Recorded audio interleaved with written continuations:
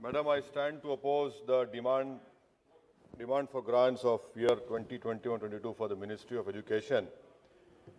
And my primary reason of opposing this is that in this ministry's demand, there is no such concrete steps have been shown or taken in last 6 years by this particular ministry to improve the education upliftment of the Muslim minorities, to ensure that the dropout rate decreases. And I put to you, Madam, to the Honorable Minister, that the literacy rate of Muslims in the country is 68.5%. The national literacy rate is 74.04%. And the Muslim female literacy rate is 62%. And the national literacy rate is 65.44%. Now, Madam, if the Honorable Minister's Ministry survey of 2018-19 says, 16-17 says that the Muslim enrollment as percentage in the education, in the primary and higher education is only 13.14%. His own survey of 2018-19, All India Survey for Higher Education, shows that there are only 19.5 lakh Muslim students in higher education. Out of that, 9.93 lakh are boys, 9.65 lakhs are girls. That is only 5.23% of the total enrollment in higher education. The Prime Minister talked about, I will give Muslims in one hand Quran, one hand computer. His own ministry's survey, Madam, of 2018-19, the percentage of computers in Muslim household is only 16%, second lowest. Internet in household, Muslims only 32%, again second lowest. Now when it comes to computer operations, again second lowest, 38%, his own ministry survey. Thirdly, Madam, may I also point out through you to the government that his own, the Kundu Committee report has been given to the government.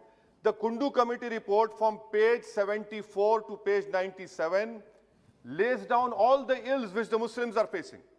And the reason for the highest dropout rate, they say, is they have listed out 8 factors. Biggest is financial constraint. I had demanded removal of Hajj subsidy. That 600 crores should have been given for Muslim girls' education. No mention.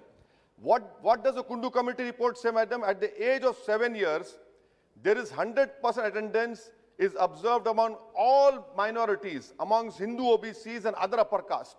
But for Muslims, it is 90% and 94% for SC and ST.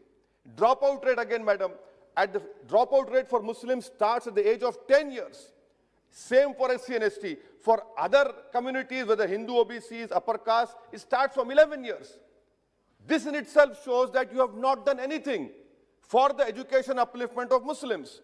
Madam, third point which I want to bring to the government notice through you is that the Aligarh Muslim University campus, the Honorable Member from Kerala has raised it. Kishanganj in Bihar is the most backward area of our country, Simanchal. Madam, do you know that in this B.Ed degree course, there is no affiliation given by National Council for Teacher Education? May I request the Honorable Minister, sir, at least give affiliation for that B.Ed courses from National Council for Teacher Education? Why haven't you opened more number of courses? Please, I demand from the government, allocate 500 crores in this Kishanganj AMU campus and start new courses, because that area of Simanchal deserves these education institutes. Madam, my fourth point, which I want to bring to notice of the government, is that Institute of Eminence. Why have you left out Jamia Millia University? The top 10 university of our country doesn't find a mention in the Institute of Eminence. I don't know why such biasness is being shown in not including Jamia Millia University. Madam, my fifth point about national education policy, I strongly condemn this approach of this government of promoting homogeneity in the country through national education policy. The beauty of our country is heterogeneous. You are doing that, and then your NEP does not talk about upliftment of Urdu. It does not talk about how you will control the dropout rate of Muslims. Nothing is mentioned. And Madam, may I also bring to notice of you, is that this whole total education budget is, out of that 44,000 comes from education cess. 4,800 crores come from National Investment Fund. So basically the fate of allocation It depends on cess education and disinvestment proceeds. If tomorrow disinvestment proceeds or the cess education comes down, you will be the sufferer. It is, you have mentioned in your documents. Madam, my sixth point, which I want to bring to the notice of the government is this not a fact that the total union budget spending on education as percentage of union budget in 2015 it was 3.8. Look at your approach to the education sector. It has come down to 2.7%. This shows that you're not at all serious, because your data says there is a drop of union budget spending on education as percentage of budget.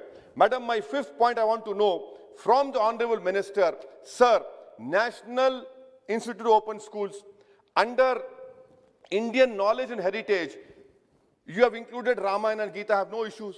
But why have you not included Quran, Bible and Guru Granth Sahib? And madam, you are an eminent lawyer. You know law much better than me also. Article 28, madam, by including teaching of Ramayana and Gita in National Institute Open School, is it a violation of Article 28? A complete violation of Article 28. And what has stopped you from including Quran and Bible and Guru Granth Sahib? That is why I say that you do not believe in the diversity of this country. For everything, you want to bring in your Hindu ideology in education. That is why, madam, I stand to oppose. My demand is make scholarship for minorities demand-driven. Make it demand-driven. Every year, madam, 1 crore Muslim boys and girls are being denied scholarship. Why? Because you have fixed a number. You proudly claim this number has been given, but 1 crore are denied. This is the fate of the Muslim education in primary education, higher education. I hope that the government would wake up from their slumber and do something constructive for the education upliftment of Muslim minorities. Thank you, madam.